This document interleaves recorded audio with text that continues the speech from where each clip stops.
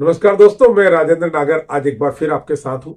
अभी 2 हफ्ता पहले मैंने एक वीडियो बनाया था कि बैंक क्यों डूबते हैं और बैंक यदि डूब जाता है तो उसमें उस स्थिति में डिपॉजिटर के पैसों का क्या होता है।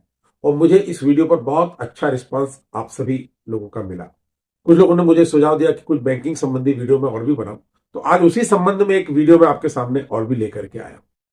हम उसी पर चर्चा करेंगे। देखिए, गोल्ड, ये तो पहले जो मैंने कहा वो तो राशि की बात थी। लेकिन अगर आपने बैंक में लॉकर में गोल्ड रख रखा है, जो सामान्यतया हम सब लोग रखते ही हैं, और यदि बैंक में नेचुरल कैलिमिटी हो जाए, कोई प्राकृतिक आपदा वगैरह आ जाए या चोरी हो जाए, भूकंप आ जाए, कुछ भी हो जाए, तो उस स्थिति में क्या होता है, ये प्रश्न हमारा आज का है। तो मैं इस पर एक एक करके आपसे चर्चा करता हूं। देखिए, अगर बैंक में नेचुरल कैलेमिटी होती है, कोई भूकंप, बाढ़, ऐसी स्थिति आती है, तो आपने जो भी लॉकर में वहां सामान रखा है उसका आपको कुछ भी राशि नहीं दी जाएगी, आपका कोई क्लेम नहीं माना जाएगा, आपको 5 पैसा भी नहीं दिया जाएगा। लेकिन अगर बैंक में चोरी हो जाती है, उस केस में बैंक आपको कुछ कंपनसेशन के बतौर 2-3 लाख रुपया दे सकता है। वो भी कोई जरूरी नहीं है, क्योंकि बैंक, जब आप बैंक में लॉकर में सब कोई सामान रखते हैं तो किसी तरह का कोई डिक्लेरेशन तो आपसे लिया नहीं जाता है कि आप बैंक में क्या सामान रख रहे हैं। इसलिए केवल कंपनसेशन के बतौर थोड़ा बहुत आपको दिया जा सकता है, वो भी जरूरी नहीं है। लेकिन अगर प्राकृतिक आपदा होती है तो आपको कुछ भी नहीं मिलेगा। अब ऐसी स्थिति में हम बात करते हैं कि अगर हमने बैंक में, फिर गोल्ड का क्या करें, हम कहां रखें उसको। तो इस स्थिति के लिए बैंकों ने एक योजना लागू की है, एक योजना चालू की है, उसको बोलते हैं गोल्ड मॉनिटाइजेशन स्कीम। और ये जो स्कीम है, ये सभी सरकारी बैंकों में वैसे नहीं है, कुछ ही बैंकों में है, लेकिन प्राइवेट अधिकांश बैंकों में है। इसलिए आप अपने बैंक से पता कर लें कि उनके अगर गोल्ड मॉनिटाइजेशन स्कीम है तो आप इसका फायदा अवश्य उठाएं।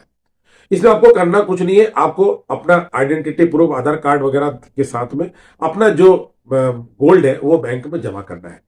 बैंक वाले क्या करेंगे, अपने जो अप्रूव्ड वैल्यूअर है उससे उसकी एग्जैक्ट वैल्यू निकलवा करके आपको उसके बदले में एक सर्टिफिकेट इशू कर देंगे। उस सर्टिफिकेट पर गोल्ड की उस डेट में जो है, वो जो भी करंट डेट है उसमें उसकी वैल्यू लिखी हुई होगी। अब अगर बैंक में कुछ होता है, उस केस में आपको बैंक या तो उस राशि का गोल्ड आपको रिटर्न करेगा, या फिर अगर आप चाहते हैं कि मुझे नगद दे दें तो नगद दे देगा। और ये जो गोल्ड आपने बैंक में रखा है, बैंक इसको या तो गोल्ड के फॉर्म में रखता है या वो कैश के रूप में भी अपने पास में रख सकता है, और इसके ऊपर आपको सेविंग की ब्याज दर से लगभग 2.5-3% जैसा भी उस बैंक का रेट है उसके हिसाब से आपको इंटरेस्ट पे करता है। यानी गोल्ड आपकी वैल्यू जो है वो अपनी जगह है, लेकिन आपको बैंक उसके बदले इंटरेस्ट पे करेगा। मैच्योरिटी जब हो जाती है, मैच्योरिटी होने पर बैंक, आप यदि चाहेंगे तो उतनी राशि का गोल्ड ले लें, या उतनी राशि जो नगद है वो आपके बचत खाते में डाल दी जाएगी। क्लियर?